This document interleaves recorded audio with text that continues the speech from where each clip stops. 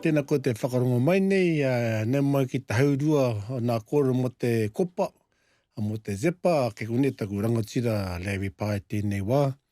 Tangata rungu nui rato i nā mahi whakarauro i te reo, ko muti te awai ki te pētihana, nā koe i tētau nā toki, nā nei whao tērā kaupapa, ni hua mai ai, ko ngā tini kaupapa mo te oranga o te reo. Reira, taku rangatira Larry, tēnei te mea te Mātāwai kia koe tēnei ai. E koanga ngā kau, ko tēnei kaupapu ko rangatira i a koe tō tanga mai i tēnei ai. Māku i te monu re hewa. Hey, Larry, so why the heck would you want to grab this ZePA model for such an established entity such as Te Māngai Pāho? At the time, when you and Rawinia published it, and Rawinia was on our board at the time, so it was good to be able to actually have conversations with her around it. I think that the most interesting thing for us was that it introduced into the landscape something that people could understand. The way that we sold it to our constituency was that, well, you know, if you have the kaki whero kei tēnei taha and timoti kei tēnei taha, everybody in the population can sit somewhere on that line. And the notion that getting everybody, no matter where they are on that continuum, to take one step to the right is more powerful than creating another 1,000 fluent speakers. You know, it's sort of like, because that's what we're doing, you know, we're just focusing on creating fluent speakers, and we can't turn them out fast enough to make a significant impact because, you know, so many of our kaumātua kui are passing away. That was something that people could understand, the notion of the power of that right shift if you're getting a big chunk of the population to make that shift. The contribution to the revitalisation of the reo is substantial. So we had a session with Rawinia before you came in, you know, digging back a few memories to how the model came to be and all the different examples we used and from which the model was formed. But you know, meeting you again 2 years ago and looking at Te Māngai Pāho and what you've done with the model, I mean, I was honestly just blown away by that.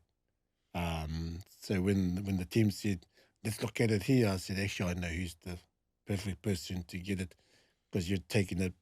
We were very theoretical at the time. You know, so what you've done is transformed to something else. So I'm just going to hand it back to you, Larry, if you can just... Yeah, so what we did was we took your theoretical academic model and then tried to operationalize it. And we didn't get it right the first time around. It took us, you know, and we keep refining it. So what we did was we did a survey and tried to segment the population into those categories. And just using the 3 categories of zero, passive, and active, or kore po Awatea, we just got a flat line. We didn't get any contour in the segmentation. It wasn't until we then actually started drilling deeper and asking more penetrating questions that we could actually, you know, segment the population more accurately and into more useful chunks as well. So, you know, what we know is that it's about 9 to 10% of the population is in that kore one, or whaia is 1% too many. But what we also know is that they're mostly non-Māori, they're Pākehā and live in the South Island and over 65. Waiho kia mate hua. You know, there's not much point spending money trying to change their views. But what we also found out was that in P3, they've got a very kindly disposed to the notion of the reo and Tao Māori, but they're not actively doing anything about it. Well, that's 22% of the population. And they represent a real opportunity because their age profile is 22 to 44. So they're the parents of the kids in school today. And that we figure represents a real opportunity. So, you know, if we could get the education department to make to be teaching Te Reo Māori compulsory in schools, then we would have a huge impact on, in my mind, the kōpA model, because the kids would come home and their parents would be working with them on it, you know. So through Te Māngai Pāho, any strategies on how we can improve that?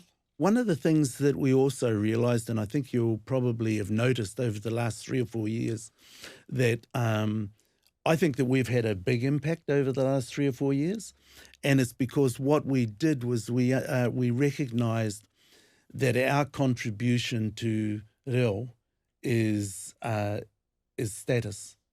That's primarily where we operate, and that is also what kōpA measures. You know, it measures attitudes and behaviours towards the reo, which are really guided by what you think about the status you give the reo.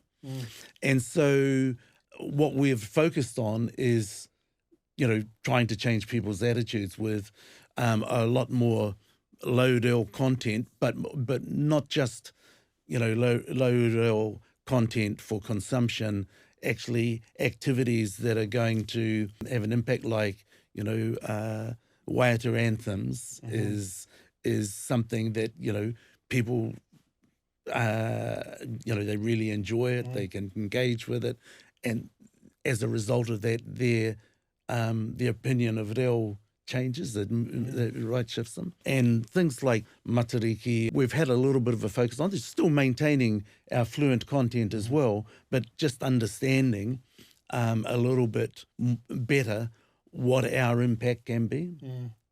Well, you know, with the Mātāwai, we don't use the kōpA model at the full range that you applied, because most of our people are engaging with it in investment. So we've just gone to pretty much, we've moved your passive part, just shifted, and that's part of the zero, actually from a zero position rather than the negative position. So we use pou. So if the pou mua, the pou toko manawa, me te pou tuarungu. So we're using those as the same way to get the shift happening. But we're nowhere near the level of refinement that Te Māngai Pāho has applied it. Hence, you know, look to you as a lead in that area. And we're still improving it all the time. So one of the interesting things is the current model is based on a survey that we do. And that survey was our general audience survey that we used to do. And we refined it and we inserted some questions around kōpA that enabled us to segment the population. And now, well, we started off with a sample of like a 700, 800. We realized that wasn't a robust sample, so we went to 1,000 or so, and then we engaged some other agencies and they contributed, and so we got it up to 2,500. All the time we're getting more accurate in terms of the segmentation and the results of the survey. And now what we've done is the Nielsen CMI, that we've added kōpA segmentation questions to that. Wow. So now we've got a sample of 10,000. Wow. The data's not mature yet. The interesting thing is, because our sample, we've been doing it with Kantar, we boosted it for Māori, so we were getting, the Māori sample was a little bit over what would normally be the case in the population. So when we go to the CMI, Nielsen CMI is going to be without a boosted Māori sample, and so it's going to be, again, more accurate, and it may mean we mark time instead of moving. We may end up marking time, but there's a twofold approach to it. Is one, getting the model as accurate and useful as possible, and then working on, the right shift and making people move. How do we get people to move to the right? Did you say, when we were talking earlier about, the negative experiences people have, and then you get a bit of a left shift there. Did you guys see any lift shift in the surveys? At this point, I would say that we haven't picked up a left shift.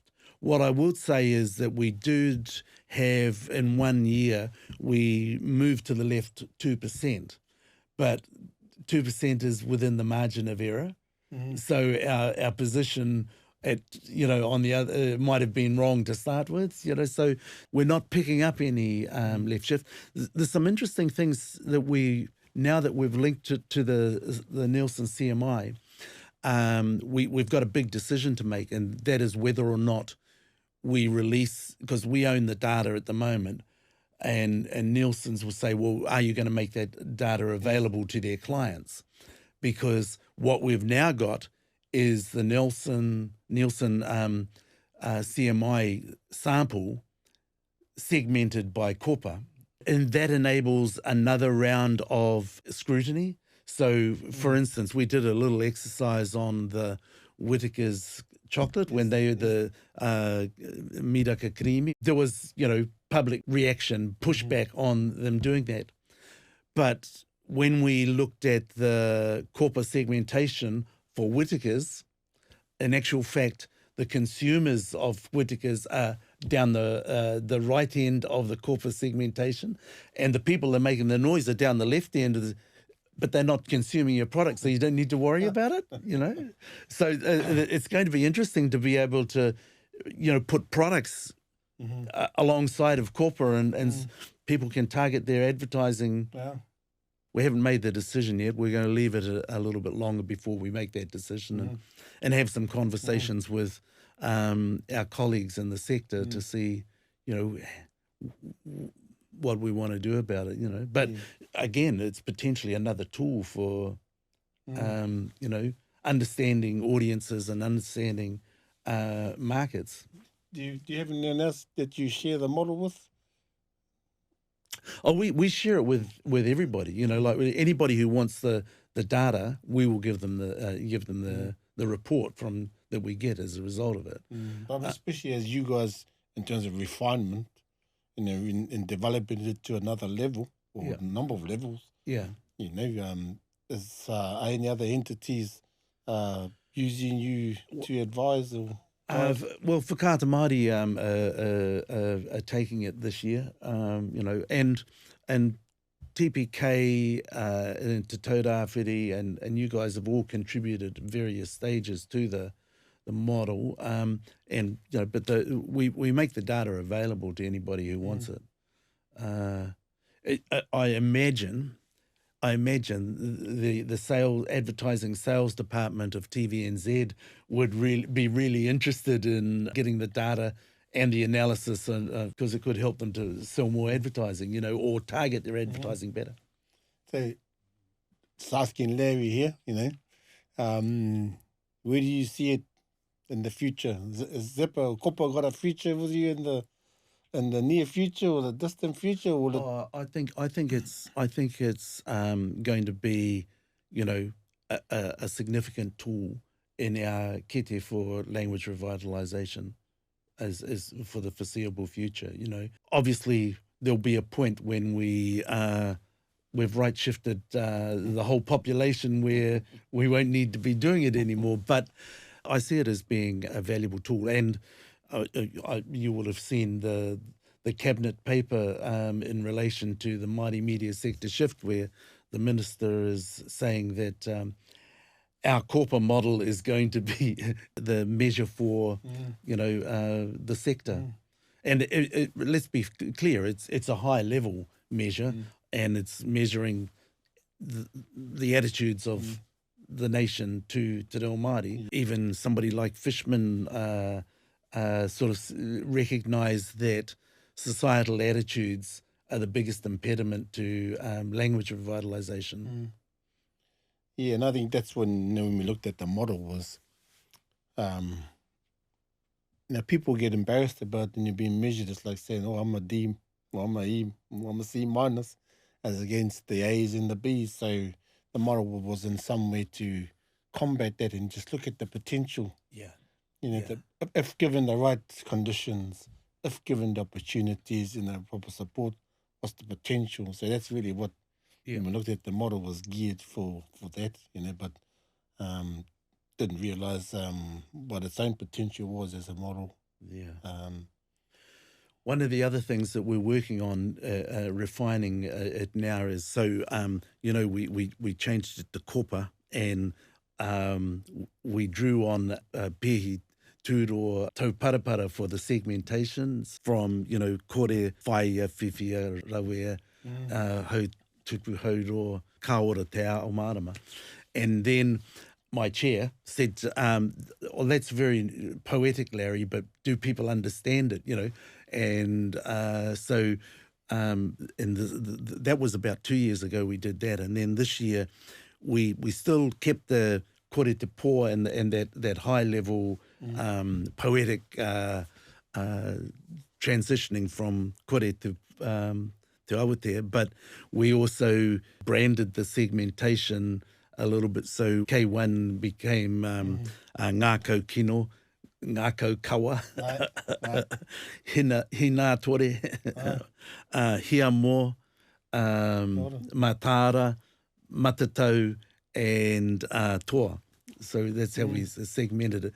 And we gave them translations for those words. But now what we're doing is actually building personas for each of those segmentations. So, we understand who they are. And well, like if they're not coming out of the academic side of teaching Māori language acquisition, for example, even just sort of say the model was telling you where you could be, where you could be, so trying to get them to look forward rather than be down and out and say, well, I'm here, but man, all my mates are all up in the A's. That you can move towards that. But I said, Larry, after seeing me, or 2.5 years ago now, and looking at the way you, Te Māngai Pāho, has developed the model, and even going back to your early days with the petition and Ngā Tamatoa and all of that, those were, even back then, they were different parts on KoPA way back then, and the people of New Zealand back then were in different parts of the continuum. So, you've taken it from there right now, and from you were working with the kōreros back then, Larry, and hopefully you only got 10% to work with now, so you got rid of 90%, Larry. Now you've got down to really coming up to the top end of the passives and moving into the active space.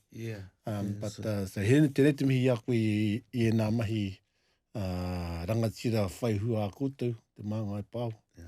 Me koe hoki e whakamahine nei te tauira, e whakateitei te tauira, kia puāwai o tōna pitomata. Ko tēnei tauira, he mea hihoko i a mātou, it's been great how it's not only encouraged our team, at work and engaged them, it's actually engaged our constituency, because there's still some work to do, they still do a language plan and send in the same language plan for the next program, without thinking about, well, what are the unique opportunities that this particular program offers, rather than developing a generic language plan. We need to, encourage them to be even more creative, just as creative in their language plans as with their content, It keeps us excited and engaged in the process, eh? Kia whakahahaka au i au, Larry, te mihi a koe, tangata pukumahi koe. Hare te mai Te Māngai Pāho anake, ngai te taiki tō whānau o tamariki me o mokopuna. Nā reira tēnei te Mātāwai, e mihi nei ki a koe. Me te inua kia tauiho nā tini manaki tanga ungi a koe me tō whānau. Ki ngā hapuri katoa ki Te Māngai Pāho, i te puto o tēnei tau ki te akia. Tēnā koe, ngā mihi hoki ki a koe.